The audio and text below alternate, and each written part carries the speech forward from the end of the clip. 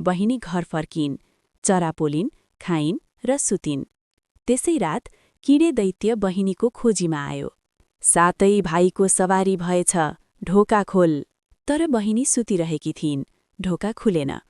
पछि दैत्यले मधुर स्वरमा बोलायो, सातै भाइको सवारी भएछ, ढोका खोली पाऊ। बहिनी झस्केर उठिन्, दाइहरू आएको सम्झेर ढोका खोल्न दौडिइन्। ढोका खोल्ने बित्तिकै झट्का, तर दैत्यले उनलाई समात्यो र एकैचोटि निलिदियो। राति दाइहरू फर्किए। सातै भाइको सवारी भएछ, ढोका खोली पाऊ।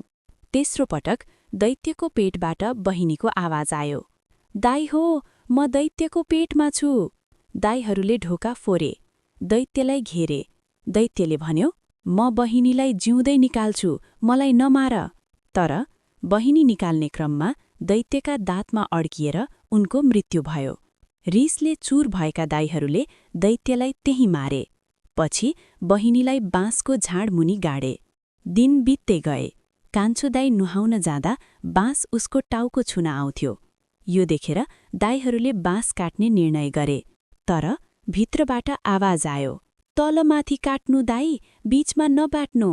दाइहरूले त्यसै गरे र बाँसभित्रबाट बहिनी जीवित निस्किइन्। सबै दाइहरू खुसी भए, घर फर्किए।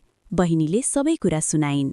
रिसले भरिएका दाइहरूले आफ्ना श्रीमतीहरूलाई उखु पेल्ने मेलमा हालेर सजाय दिए। यो कथा हामीलाई सिकाउँछ, आज्ञा पालन नगर्दा र अरूको खराब नियत बुझ्न नसक्दा ठूलो दुर्घटना हुन सक्छ।